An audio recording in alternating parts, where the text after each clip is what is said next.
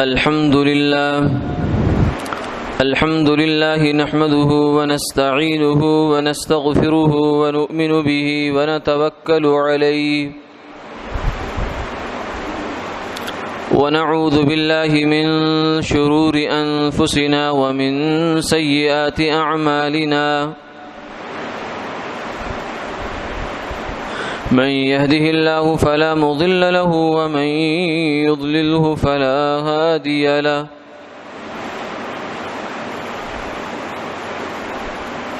ونشهد أن لا إله إلا الله وحده لا شريك له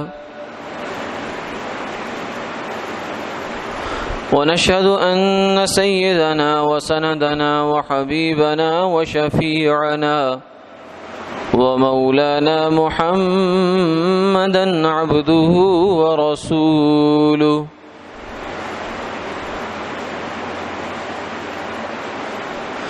أما بعد فقد قال الله تبارك وتعالى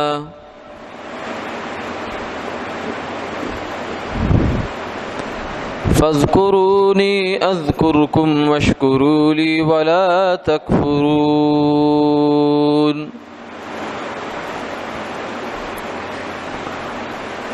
وقال تعالى لئن شكرتم لأزيدنكم ولئن كفرتم إن عذابي لشديد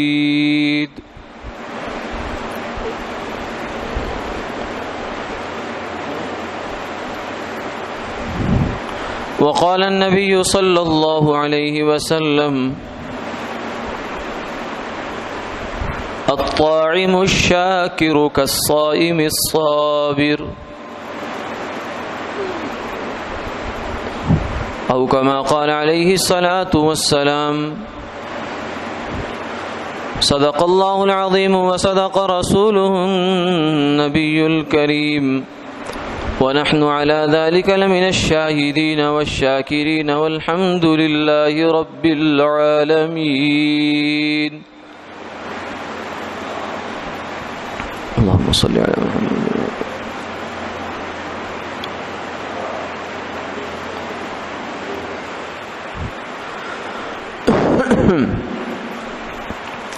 محترم و مکرم حاضرین و سامعین، اللہ رب العزت کا پاک ارشاد ہے، اے ایمان والو تم مجھے یاد کرو، میں تمہیں یاد کرتا ہوں، اور تم میرا شکر ادا کرو، ناشکری نہ کرو۔ دوسری جگہ فرمایا کہ اگر تمہارے رب کی طرف سے یہ اعلان ہے وَإِذْ تَأَذَّنَ رَبُّكُمْ لَإِن شَكَرْتُمْ لَأَزِيدَنَّكُمْ، اگر تم لوگ شکر ادا کرو گے تو میں اضافہ کروں گا، بڑھاؤں گا، اور اگر تم ناشکری کرو گے تو میری پکڑ بڑی سخت ہے۔ اور سرکار دو عالم صلی اللہ علیہ وسلم نے ارشاد فرمایا کہ کھانا کھا کر شکر ادا کرنے والا آدمی اللہ کی نظر میں اور مرتبے میں ایسا ہی ہے جیسا کہ روزہ رکھ کر صبر کرنے والا آدمی۔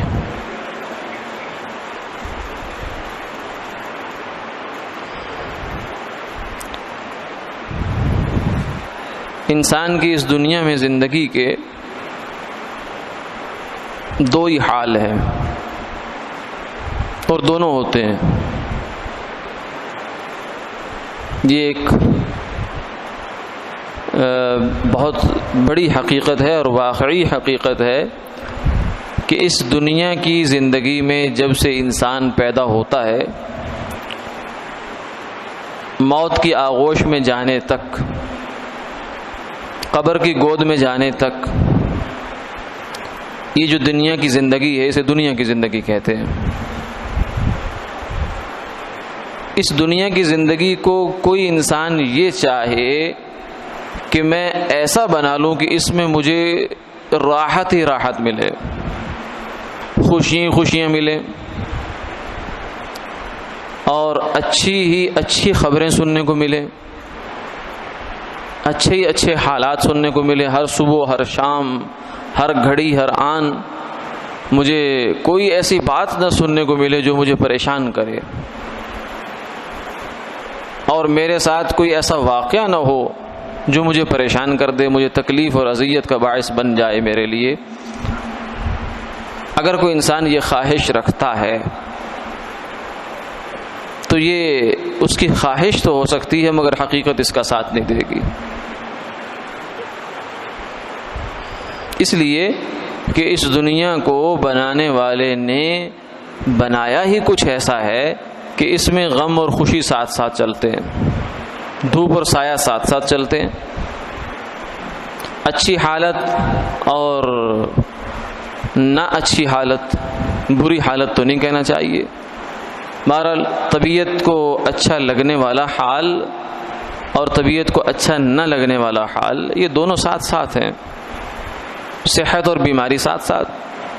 کون انسان یہ کہتا ہے کہ مجھے کبھی کوئی جسمانی تکلیف نہیں ہوئی؟ ہوتی ہے۔ ذہنی تکلیف نہیں ہوئی؟ ہوتی ہے۔ کبھی میں نے کوئی ایسی خبر نہیں سنی جو مجھے جس نے کبھی پریشان کیا ہو؟ کون کہہ سکتا؟ نہیں کہہ سکتا۔ اس لیے اس دنیا کی زندگی میں معاملات ایسے ہی چلتے ہیں۔ تو یہ دنیا تو چل رہی ہے، یہ حالات تو چل رہے ہیں، ہمارے بدلنے سے، ہمارے جنجلاہٹ کا شکار ہونے سے، ہمارے پریشان ہو جانے سے، ہمارے ڈپریشن کا شکار ہو جانے سے، ٹھیک ہے، دنیا تو بدلنے کی نہیں ہے، وہ تو جیسے چل رہی ہے چلتی رہے گی۔ اس کو بنانے والے نے بنائی ایسا ہے، چلانے والا اس کو چلائی ایسا رہا ہے، وہ چلانا ہی ایسا چاہتا ہے، تو ہماری چاہت سے کیا ہوتا ہے؟ اس لیے فرمایا یا ابن آدم انت ترید وانا ارید، اے آدم کے بچے، اللہ تعالیٰ حدیث قدسی ہوتی ہے جب اللہ تعالیٰ براہ راست انسان سے خطاب کرتے ہیں، یا ابن آدم، اے آدم کے بیٹے، اس میں سارے ہی شامل ہیں، جو لوگ ماضی بعید کے زمانوں میں رہتے تھے وہ بھی اس میں شامل ہیں، آج کل کی اصطلاح میں ڈارک ایجز میں رہنے والے لوگ بھی اس میں شامل ہیں، وہ بھی ابن آدم تھے، پھر سٹون ایج والے بھی اس میں شامل ہیں، پھر آج ہم جس ایج میں گزر رہے ہیں انڈسٹریل ایج ہے، پھر جو ہے وہ آگے سے آگے پتہ نہیں کون کون سی ایجیں آ گئی ہیں، سائنس اور ٹیکنالوجی جو ہے وہ بہت ترقی کر گئی ہے، آج کی ایج میں جو انسان موجود ہے وہ بھی اس کا مخاطب ہے، سب سے خطاب یکساں ہے، یا ابن آدم، اے آدم کے بیٹے، انت ترید وانا ارید، تیرا بھی ایک ارادہ ہے، تیری بھی کچھ خواہشیں ہیں، تیری بھی کچھ تمنائیں ہیں، تیری بھی کچھ چاہتے ہیں، وانا ارید، اور میری بھی کچھ خواہشیں ہیں، کچھ ارادے ہیں۔ اللہ کے تو ارادہ ہی ہوتا ہے، خواہش نہیں ہوتی، خواہشیں تو ہماری ہوتی ہیں، کیونکہ اس کا تو ارادہ یہ ہے انما امرہ اذا اراد شیئا ان یقول له کن فیکون، اس کے تو ارادے کا نام وجود ہے، وہ ارادہ کرے اور کوئی کام نہ ہو، یہ کیسے ہو سکتا ہے؟ اس لیے اس کا تو ارادہ ہی ہے، خواہشیں ہماری ہیں، تمنائیں ہماری ہیں، چاہتیں ہماری ہیں، حسرتیں ہماری ہیں۔ فرمایا کہ اے ابن آدم، تیری کچھ چاہتے ہیں، کچھ میرا ارادہ ہے، تو یہ دونوں پیرالل چل رہے ہوتے ہیں، کہیں یہ دونوں آپس میں ایک دوسرے کو ٹکرا بھی رہے ہوتے ہیں، اور کہیں ایک دوسرے کے موافقت میں چل رہے ہوتے ہیں، کہیں متوازی چل رہے ہوتے ہیں۔ انت ترید وانا ارید ان سلمتنی فیما ارید اکفیک فیما ترید، اگر تو اپنے ارادے کو میرے ارادے کے حوالے کر دے گا تو میں تیری کفایت کروں گا تیرے ارادوں میں، تیری چاہتیں پوری کر دوں گا، بشرطے کہ تو اپنی چاہت اٹھا کر میری چاہت میں ملا دے، اپنی چاہت ختم کر دے۔ اور اگر ایسا نہیں کیا تو نے، وَإِن لَّمْ تُسَلِّمْ فَأُتْعِبُكَ فِي مَا تُرِيدُ، اگر تو نے ایسا نہیں کیا تو پھر آگے دیکھ کیا ہونے والا ہے، اُتْعِبُكَ، میں تجھے تھکا ڈالوں گا، فی ما ترید، جو تو چاہتا ہے اس میں، تیرے ارادوں میں تجھے تھکاؤں گا۔ تھکائے گا کیسے؟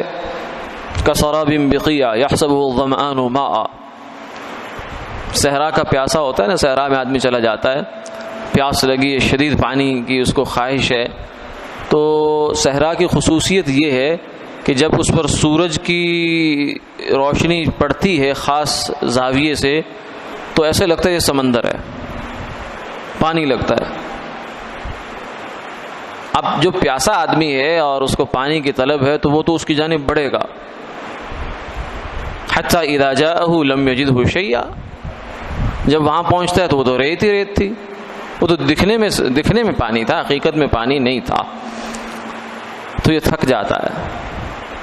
پھر جب ادھر دیکھتا ہے تو ادھر پانی نظر آنا شروع ہو جاتا ہے اس کو، پھر ادھر دوڑتا ہے، پھر ادھر بھی دیکھتا ہے تو ریت ہی ریت ہے، پھر ادھر دیکھتا ہے تو پھر پانی نظر آنا شروع ہوتا ہے، حتیٰ کہ دوڑ دوڑ دوڑ دوڑ کے تھک کے ہار کے گر جاتا ہے۔ یہ ہے صحرا کا پیاسا۔ تو یہ ہے اتعبک فیما ترید، جو تو چاہتا ہے میں اس میں تجھے تھکا ڈالوں گا۔ کیوں؟ اس لیے کہ تو نے میری مان کے نہیں چلا نا، اپنی چلا رہا ہے، چلا اپنی چلا رہا ہے تو چلا جا۔ اگر یہ کائنات تو نے بنائی ہے، یہ زمین تو نے بنائی ہے، یہ لیل و نہار کی گردشیں اور سورج اور چاند کی کروٹیں تو نے پیدا کی ہیں، تو پھر ان سے کام لے۔ حالات کا خالق اگر تو ہے تو اس کو اپنے موافق کر لے، لوگوں کے دل اپنے موافق کر لے اگر تو نے کیا ہے۔ اور اگر مجھے خالق مانتا ہے، مجھے مالک بھی مانتا ہے، اور یہ بھی مانتا ہے کہ تمام مخلوق کے دل اللہ کی 2 انگلیوں کے درمیان ہیں، اللہ اس کو یوں چاہتے تو یوں پلٹا دیتے، یوں چاہتے یوں پلٹا دیتے ہیں۔ وَأَلَّفَ بَيْنَ قُلُوبِهِمْ لَوْ أَنفَقْتَ مَا فِي الْأَرْضِ جَمِيعًا مَا أَلَّفْتَ بَيْنَ قُلُوبِهِمْ، اللہ نے حضور کو خطاب فرمایا کہ یہ جو آپ کے صحابہ ہیں یہ اب آپ کے بھی جان نثار ہیں اور اپنے ساتھیوں کے بھی جان نثار ہیں۔ یہ خود بھوکے رہ جاتے ہیں، اپنے ساتھی کو کھلاتے ہیں۔ وَيُؤْثِرُونَ عَلَىٰ أَنفُسِهِمْ وَلَوْ كَانَ بِهِمْ خَصَاصَةٌ، یہ جو اتنے عمدہ لوگ ہو گئے، ان کے دلوں میں آپس میں محبتیں پیدا ہو گئی، رحماء بینہم ہو گئے۔ یہ شروع سے تو ایسے نہیں تھے، یہ شروع سے تو 70 سال کی جنگوں کے جنگجو تھے، آپس میں خانہ جنگیاں تھیں، ان کی لڑائیاں تھیں، ایک دوسرے کے خون کے پیاسے تھے، ایک دوسرے کی کھوپڑیوں میں شراب پینے کو فخر سمجھتے تھے۔ تو یہ سب کیسے ہوا؟ وَلَكِنَّ اللَّهَ أَلَّفَ بَيْنَهُمْ لَوْ أَنفَقْتَ، فرمایا کہ یہ اللہ نے ان کے دلوں میں محبتیں ڈالی ہیں، اللہ نے۔ اگر آپ پوری زمین کے خزانے لے آتے، لو انفقت ما فی الارض جمیعا، جتنا کچھ بھی زمین میں خزانے ہیں سب اکٹھے کر کے لے آتے، تو آپ 2 بندوں کے دل آپس میں نہیں جوڑ سکتے۔ آج دنیا میں بہت مثالیں ہیں ہمارے سامنے اس کی۔ شہزادہ ہے، شہزادی ہے، دونوں کی شادی ہوئی ہے، سلطنت کے وارث ہیں دونوں، تو خزانے کی تو کوئی کمی نہیں ہے، پیسے کی تو کوئی کمی نہیں ہے، لیکن ڈیورس ہو گئی ہے، طلاق ہو جاتی ہے۔ بارات ہیلی کاپٹر پہ آئی ہے اور بارات کی جگہ تک جانے کے لیے جو جگہ ہے، فاصلہ ہے، اسے نوٹوں سے نیچے اس پر سیج بچھائی گئی ہے۔ یہ صرف افسانے نہیں ہیں، کہانیاں مطلب واقعات ہیں، لیکن شادی نہیں چلی۔ تو پیسے سے دل تھوڑی جڑتے ہیں، مال سے دل نہیں جڑتے۔ لو انفقت ما فی الارض جمیعا ما الفت بین قلوبہم، یہ تو کچھ بھی نہیں ہے، یہ کتنا پیسہ ہوگا؟ اگر زمین کے سارے خزانے نکال لاؤ تو بھی تم 2 بندوں کے درمیان دلوں میں نفرت کو محبت میں نہیں بدل سکتے ہو، کیونکہ یہ ایسا معاملہ ہے جو اللہ کے ہاتھ میں ہے۔ ولیکن اللہ الف بینہم، اللہ نے ان کے دلوں میں محبت ڈال دی. تو اس لیے فرمایا کہ اگر تو اس کائنات کا خالق و مالک ہے تو اے میرے بندے کر لے، لیکن ایسا ہوگا نہیں کہ جو تو چاہتا ہے وہ سب ہوتا چلا جائے، ایسا نہیں ہوگا.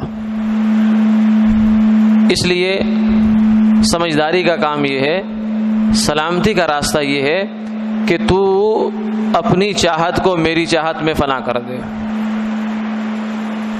اپنی چاہت کو میری چاہت میں فنا کر دے. اکفی کفی ما ترید، پھر میں وہ کروں گا جو تو چاہے گا، میں وہ کروں گا جو تو چاہے گا. ایک صاحب کہنے لگے، واقعہ ہے، تمثیل ہے، حکایت ہے، کہ یہ ساری کائنات کا نظام میرے منشا کے مطابق چل رہا ہے. تو کسی نے کہا بھائی خیال کر، کیا بات کر رہا ہے، تو خدا ہونے کا دعویٰ کر رہا ہے. انہوں نے کہا نہیں صحیح بات کر رہا ہوں، ہوش حواس میں کر رہا ہوں، سمجھداری سے کر رہا ہوں بات ساری. تو وہ کیسے؟ تو اس نے کہا کہ اصل بات یہ ہے کہ میری کوئی منشا ہی نہیں ہے، میری کوئی منشا ہی نہیں ہے. میں نے تو اپنی منشا اٹھا کر اللہ کی منشا میں فنا کر دی. اب جو بھی ہے وہ اللہ کی منشا سے، اللہ کی منشا میری منشا، میری منشا اللہ کی منشا. تو کائنات کا نظام تو اللہ کی چاہت پہ چل رہا ہے، تو گویا کہ میری چاہت پہ چل رہا. یعنی جو بھی اللہ کرتے ہیں میں اسے کہتا ہوں دل و جان سے اس کو تسلیم کر لیتا ہوں. اور فرمایا کہ اے ابن آدم، اگر تو اپنی چاہت میری چاہت میں شامل کر دے گا تو میں تیری چاہتیں پوری کروں گا. اور اگر یعنی ایک ایسا وقت آتا ہے کہ انسان اللہ کا مقرب ہو جاتا ہے، اس کی مان کے چلنا شروع کر دیتا ہے، اپنی خواہشات کو ختم کر دیتا ہے، تو پھر اللہ فرماتے ہیں کہ حتی اکون سمعہ الذی یسمع بی وبصرہ الذی یبصر بی ویدہ الذی یبطش بی، کہ میں اس کا کان بن جاتا ہوں جس سے وہ سنتا ہے، میں اس کا ہاتھ بن جاتا ہوں جس سے پکڑتا ہے، میں اس کی آنکھ بن جاتا ہوں جس سے دیکھتا ہے. تو کیونکہ وہ میری منشا میں فنا ہو گیا. ایک بات. دوسری بات یہ ہے کہ فرمایا ان من عباد اللہ من لو اقسم علی اللہ لابرہ، وہ بندہ میرا اتنا مقرب ہو جاتا ہے کہ وہ اگر کسی بات پہ قسم کھا لے کہ ایسا ہوگا تو میں ویسے ہی کر دیتا ہوں، کیونکہ مجھے اس بندے کی رعایت ہوتی ہے کہ اس نے میرے لیے اتنا کچھ کیا تو اب میں اس کے لیے کیسے کرتا ہوں. اور وہ بندہ اگر ہاتھ اٹھاتا ہے دعا کے لیے، اللہ کی چاہت میں اس نے اپنی چاہت فنا کر دی. اب جب وہ کبھی ہاتھ اٹھاتا ہے تو اس کے ہاتھ نیچے آنے سے پہلے اللہ اس کی دعا کو قبول فرما لیتے اور اس کو وجود عطا فرما دیتے. یہ ہوتا ہے انعام، کہ جب بندہ اپنی چاہت چھوڑ کر اللہ کی چاہت میں اپنے آپ کو ڈال دیتا ہے. اور اگر نہیں ڈالتا تو پھر کیا ہوتا ہے، اس کی بات چل رہی تھی. فرمایا اتعبک فیما ترید، اے ابن آدم اگر تو میری مان کر نہیں چلے گا تو میں تجھے تیری چاہت میں تھکا ڈالوں گا. تھک جائے گا، تو سوچے گا کہ یہ کام یوں ہونا چاہیے، اچھا جی نظر آ رہا ہے ہو رہا ہے، لیکن جو ہی بالکل نتیجہ نکلنے کے قریب پہنچے گا سارا کام بگڑ جائے گا. بنی بنائی گیم خراب ہو جائے گی، بنایا کھیل بگڑ جائے گا. تو یہ تھکاوٹ ہے. تھکاوٹ اس چیز کی ہوتی ہے انسان کو جس کا اس کو نتیجہ نہیں ملتا.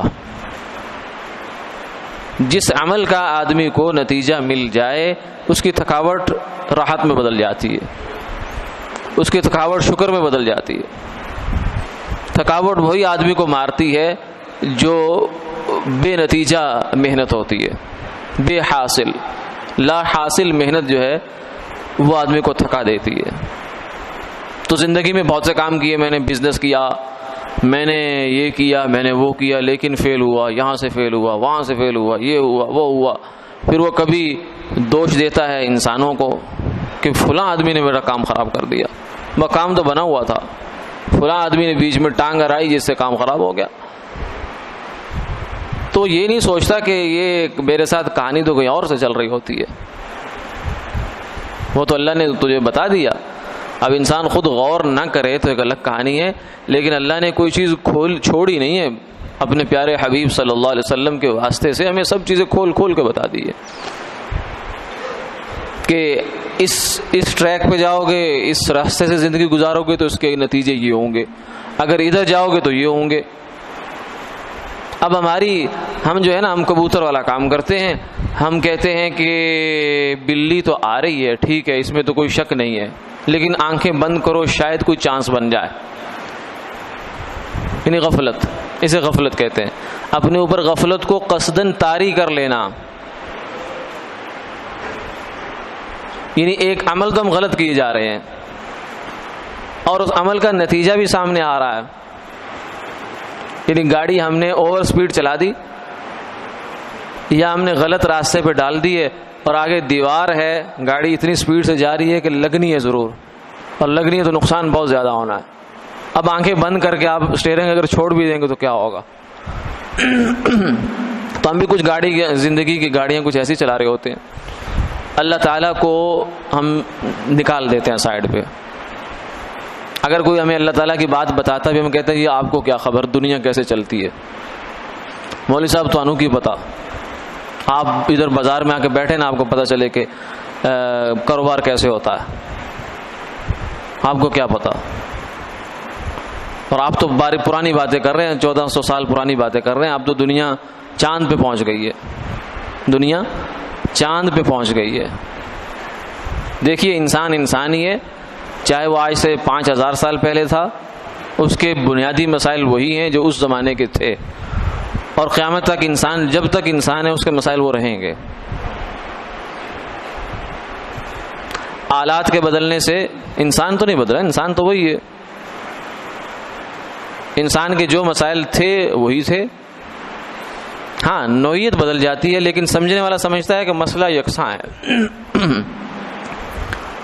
تو اس لیے اگر ہم اللہ کو اپنے ساتھ لے کر نہیں چلتے اور اللہ کی مان کر ہم زندگی نہیں گزارتے تو اس کا نتیجہ اللہ نے تو خود بتا دیا، اتعبک فیما ترید. اے انسان، تجھے میں تیری چاہت میں تھکاؤں گا. تو سمجھے گا میں بڑا کام کر رہا ہوں لیکن تھک رہا ہوگا. اور آگے فرمایا وَلَا يَكُونُ إِلَّا مَا أُرِيدُ. یہ بھی تجھے بتا دو کہ جو اینڈ ریزلٹ آنا ہے نا وہ میری چاہت پہ آنا ہے. تو تیرے لیے کیا ہوا پھر؟ تیرے لیے سوائے تھکنے کے تجھے کیا حاصل ہوا؟ سوائے مشقت اٹھانے کے شیطان نے تجھے کیا نتیجہ دیا؟ کچھ نہیں دیا. اگر تو اللہ کی مان کر چلتا تو اللہ تیرے ساتھ ہوتے، اللہ تیرے ساتھ ہوتے اور تجھے راحت اور سکون ملتا. تو بات یہاں سے چلی تھی کہ اس دنیا کی یہ زندگی اللہ نے بنائی کچھ ایسی ہے کہ اس میں ہماری ساری خواہشیں پوری نہیں ہوں گی. یہ تو انسان بھول جائے، اس خواہش کو اپنی خواہشوں سے نکال دے کہ اس دنیا کی زندگی میں میری ساری چاہتیں پوری ہوں گی، اور یہ ذہن بنائے کہ اللہ کی چاہتیں پوری ہوں گی، میری چاہتیں تو پوری ہونے کے لیے ہیں ہی نہیں، میری چاہتیں تو ٹوٹنے کے لیے ہیں. ہم کون ہیں؟ سیدنا علی کرم اللہ تعالی وجہ،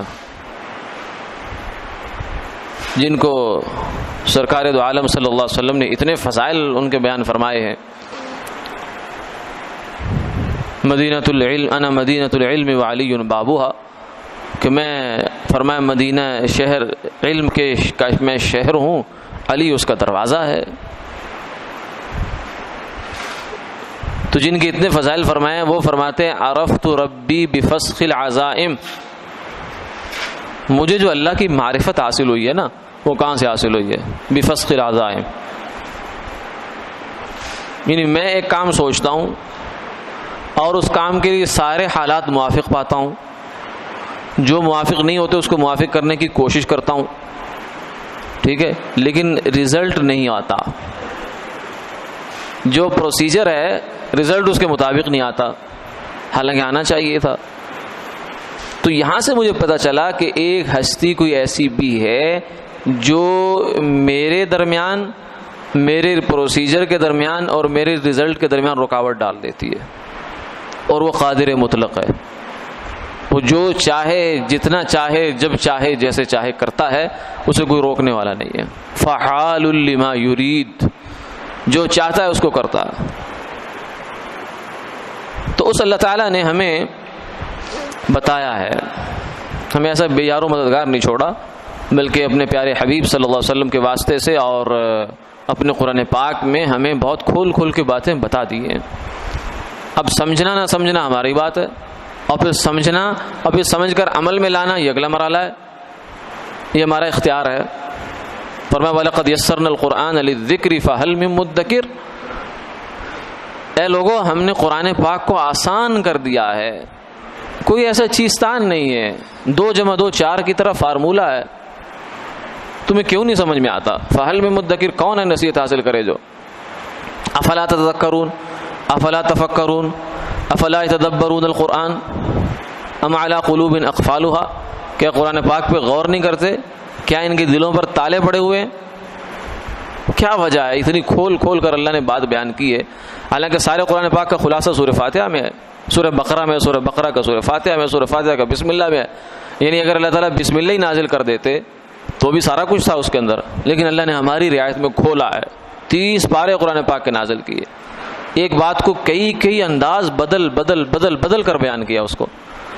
ماں باپ ہوتے ہیں نا، وہ اولاد کو ایک دفعہ سمجھاتے ہیں، رات کو سمجھایا کسی اور طریقے سے، صبح دیکھا تو بیٹے کو بات ابھی سمجھ نہیں آئی، پھر کسی اور طریقے سے بات سمجھائی، پھر کوئی اور مثال دے کے سمجھائی، پھر دوپہر کو کسی اور طریقے سے بات سمجھائی، پھر شام کو کسی اور طریقے سے بات سمجھائی، اور کوئی سمجھانے میں کسر نہیں چھوڑی۔ تو اللہ تعالیٰ نے ہمیں قرآن پاک میں اپنے جو قوانین ہیں، اپنی جو سنتیں ہیں، اپنے طریقے ہیں اللہ تعالیٰ کے، اسباب سے نتائج پیدا کرنے کے، نتائج سے اسباب تک آنے کے، وہ سب کھول کھول کر بیان کر دیے۔ آج کی جو ہماری نشست کی آیت تھی وہ یہ تھی لَإِن شَكَرْتُمْ لَأَزِيدَنَّكُمْ، اے انسانوں ایک میرا فارمولہ ہے، ایک میرا قانون ہے، اس کا میں اعلان کروا رہا ہوں۔ وَإِذْ تَأَذَّنَ رَبُّكُمْ، تمہارے رب نے کیا کیا؟ اعلان کر دیا ہے۔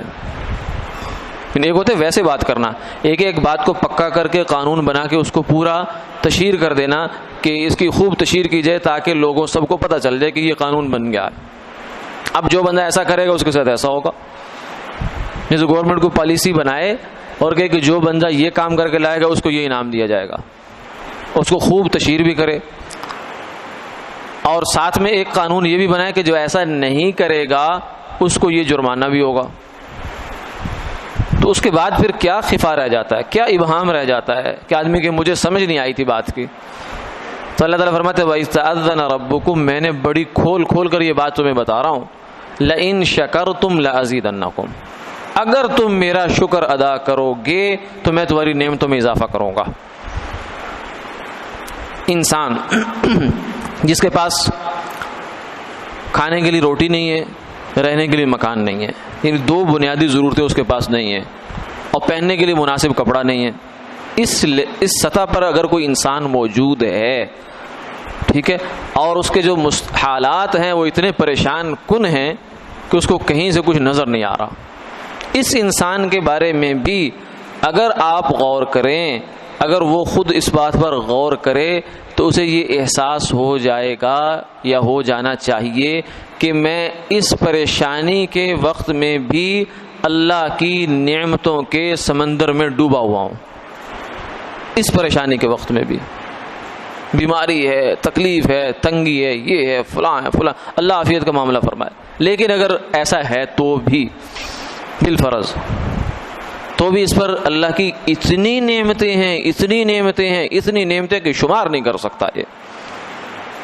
اس سے آگے تو پھر جتنی ہوتی جائیں وہ تو اور اضافہ ہے، جو اس بالکل آخری سطح کا انسان ہے جو معاشی اعتبار سے، وہ بھی اللہ کی نعمتوں کے سمندر میں ڈوبا ہوا ہے، اس کے پاس اللہ نے زندگی کی نعمت دی ہے، اور زندگی کی نعمت اتنی بڑی نعمت ہے کہ اس کے انسان ساری زندگی سارا مال لٹانے کے لیے تیار ہو جاتا ہے، دیکھو نا، ہم لوگ جوانی کا زمانہ سر توڑ محنتیں، کوششیں، نیندیں اڑا دیتے ہیں، کھانے وقت بے وقت کھاتے ہیں، ٹھیک ہے، اپنی صحت کے خیال نہیں، وقت نہیں ہمارے پاس، ورزش کے لیے بھی نہیں ہے، نماز کے لیے بھی ہمارے پاس وقت نہیں ہے، تاجر اتنا مصروف ہے، ملازم اتنا جو ہے وہ اپنی ملازمت کے ساتھ اتنا سنسیئر ہے کہ اس کے پاس وقت نہیں ہے. جب وہ 50-60 سال کے پیٹے میں پہنچتا ہے تو بیماریاں آ جاتی ہیں اس کے پاس. اب جتنا پیسہ اس نے وہ 25 سے 50 کے درمیان کمایا ہے وہ سارا کبھی اس ڈاکٹر کو دے رہا ہے، کبھی اس ڈاکٹر کو دے رہا ہے، کبھی اس ڈاکٹر کو دے رہا ہے. تو کس لیے دے رہا ہے؟ صحت بچانے کے لیے. صحت ایک ایسی نعمت ہے، جان ایسی نعمت ہے کہ جس کے لیے سارا مال ہی انسان قربان کر دیتا ہے. تو اللہ تعالیٰ نے اس کو جان بخشی بھی ہے، اس کو آنکھیں سلامت ہیں، اس کی آنکھوں کا بل بنوائے ذرا کہیں سے جا کر، یہ کتنی قیمت ہے، ویلیو لگوائے اس کی. اس کا دل سلامت ہے، اس کے گردے سلامت ہے، اس کے پھیپھڑے سلامت ہیں، اس کا ایک ایک عضو سلامت ہے، اس کا سانس پراپر طریقے سے آ جا رہا ہے، اس کو بھوک لگ رہی ہے، اس کو پیاس لگ رہی ہے، اس کو سردی گرمی کا احساس ہو رہا ہے. تو یہ نعمتیں نہیں ہیں؟ کتنی نعمتیں ہیں، ان کو شمار کرے انسان. فرمایا کہ اس پر اگر تم شکر ادا کرو، اگر اللہ کا تو یہ بھی حق تھا کہ یہ تمہیں دے دیا بس کافی ہے، اب اور کچھ مطالبہ نہ کرنا میرے سے، پہلے ان کا شکر ادا کر کے لاؤ پھر آگے دوں گا. تو ہم تو کسی ایک نعمت کا ساری زندگی سجدے میں پڑے رہے شکر ادا نہیں کر سکتے، کسی ایک نعمت کا بھی. تو چہ جائے کہ اتنی ہزاروں نعمتیں ہیں، پھر بھی اللہ فرماتے ہیں کہ تم بس زبان سے کہہ دو یا اللہ تیرا شکر ہے، احساس دل میں پیدا کر دو تو میں تمہاری نعمتوں میں اور اضافہ کر دوں گا. تو راستہ یہ ہے. اور دوسرا راستہ کیا ہے؟ لئن کفرتم ان عذابی لشدید، اگر ناشکری کی تو میری پکڑ بڑی سخت ہے. یہ تو اللہ تعالیٰ کا فارمولہ ہو گیا. اب ہم ذرا اپنی زندگیوں کا تجزیہ کریں، اس پر اپنے اوپر پہلے اپلائی کریں اس اصول کو، پھر دائیں بائیں تھوڑا گھما پھرا کر دیکھیں کیا ہو رہا ہے. ہم میں سے کون سا آدمی ایسا ہے کہ جو ہر وقت اللہ اس کی زبان اللہ کے شکر سے لبریز رہتی ہو؟ تنگی تکلیف میں بھی کہتا ہو یا اللہ تیرا شکر ہے، بیماری میں بھی کہتا ہو یا اللہ تیرا شکر ہے، معاشی تنگی ہے، دکان پر سارا دن کوئی گاہک نہیں آیا، کہتا ہے یا اللہ تیرا شکر ہے. کون آدمی ایسا؟ بلکہ گاہک آ بھی رہا ہے پھر بھی اس سے پوچھو کیسا چل رہا ہے، بس جی کچھ نہ پوچھو، بڑے مندے ہیں جی آج کل،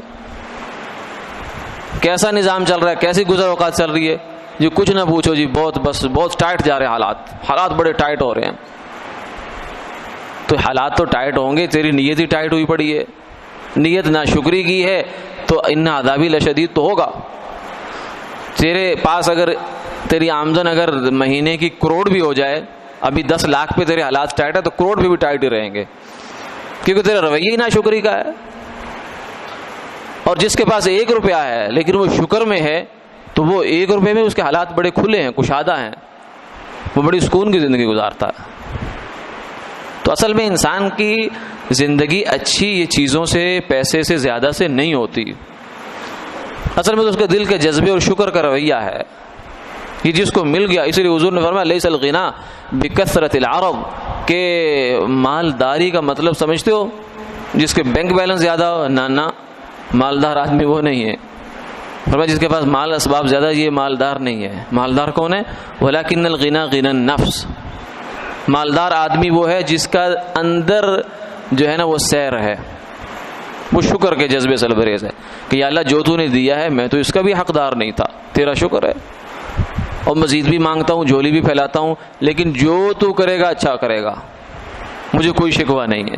شکر کروں گا، شکوہ نہیں کروں گا، شکر کروں گا، شکایت نہیں کروں گا.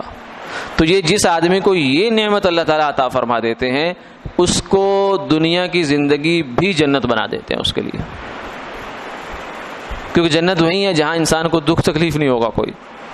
تو جب اس دنیا کی زندگی کو ہی وہ انڈرسٹینڈ کر لیتا ہے، سمجھ لیتا ہے کہ یہ ہے کیا، اس کی حقیقت کیا ہے، اللہ تعالیٰ کا دینے لینے کا نظام کیا ہے، تو اللہ تعالیٰ اس کی دنیا کی زندگی جنت بنا دیتے ہیں. وہ پریشانی دیکھنے والوں کے لیے پریشانی ہے، باطنہ فیہ الرحمہ وظاہرہ من قبلہ العذاب، دیکھنے والوں کے لیے تو پریشانی ہے لیکن وہ اس پریشانی میں ایسے ہے جیسے ابراہیم علیہ السلام نار نمرود میں تھے. دیکھنے والوں کے لیے آگ ہے لیکن ابراہیم کے لیے نار جو ہے گلزار بنی ہوئی ہے، کیونکہ وہ اللہ کے ہو گئے تھے، انہوں نے اپنے آپ کو اللہ کے حوالے کر دیا، اللہ کے فیصلوں پر راضی ہو گئے. اللہ نے جو نعمتیں عطا فرمائی ہیں اس پر شکر ادا کرنے والے بن گئے. تو شکر کرنا ہے, شکوہ شکایت نہیں کرنا. اللہ تعالیٰ زندگیوں کو اطمینان سے, سکون سے, خوشیوں سے بھر دیں گے. وآخر دعوانا الحمدللہ رب العالمین.